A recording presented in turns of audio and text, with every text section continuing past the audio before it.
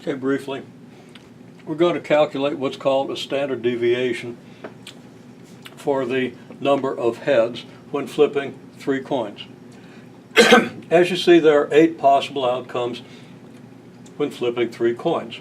One of them has 0 heads, 3 of them have 1 head, 3 of them have 2 heads, 1 of them has 3 heads. We write these numbers down. We call these numbers the values of our variable x. Now we average the values of our variable x. Okay, we list one number for each possible outcome. These are the numbers we get. We average these numbers. Well, we add them up. We get 12. It's easy to verify that. There are 8 of them. 12 divided by 8 is 1.5. So that's the average or the mean. Okay? So that's what we call the mean x bar. And hopefully this is legible. There's a much better video on this thing, so I'm doing this kind of quickly, but people picked it up very quickly. People had no trouble with it, so I think maybe it's okay. Okay, now, then what we do is we figure the difference between each number and the mean, and we take the absolute value of that difference. Now, x bar stands for the mean, x stands for the number, so what we're taking is the absolute value of x minus x bar. And what do we get? Well, if x is 0, x bar being 1.5, the absolute value of x minus x bar is the absolute value of 0 minus 1.5. That's 1.5.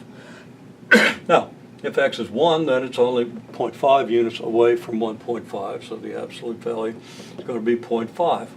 If the number is 2, well, that's 0.5 from 1.5 on the other side of 1.5, but we get 3 more 0.5s there. And then if the value of x is 3, it's 1.5 units away from 1.5. So that's what we call, those are what we call the deviations of our numbers here from their mean. Okay? So now, we've found the mean number of heads. We found the deviation of each number from the mean. What I want to do now is find the standard deviation, which is the square root of the mean of the squared deviations. Now there's a qualifier to that where we divide by 1 less than the number and stuff, and if you know about that, that's fine. That gives us a little better normal curve model. But for now, we're going to keep it simple, and it'll be easy to refine then. We'll get that rule a little bit later. So what do we mean by this? The square root of the mean of the squared deviations. Can you interpret that? You should pause and try to interpret that and see, without looking at what I've done, just what that tells us to do with these numbers. Okay, well, if you have paused, that's great. If you figured it out, that's great, but here we go. Okay, you're doing something to deviations. Okay? What is it you're doing to the deviations? You're doing the square root of the mean of the squared deviations. Well, let's see. You have the deviations. Now we want to do squared deviations in order to build up this, in order to figure out what we need to do with this statement. The first thing we do to deviations is we square them. So right here we square them. Square of 1.5 is 2.25. The square of 0.5 is 0.25. Boom, there they are. Add them up. Okay? Well, right there are the deviations.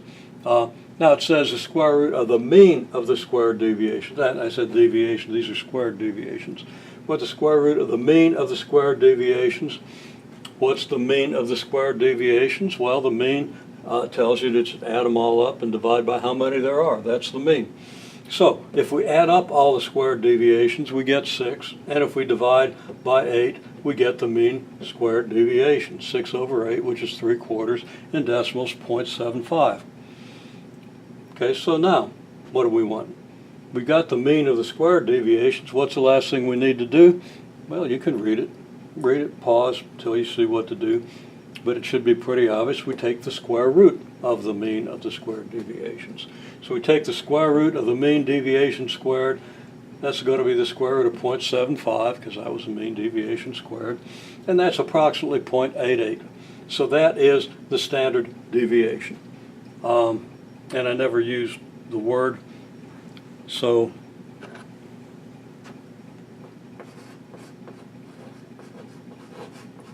I'm going to pen, well, not pen, I'm going to chalk that in. I'll abbreviate deviation. Standard deviation. This number. Very straightforward to compute. Very simple process. Of course, you got a lot of numbers. You're going to use machinery to do it.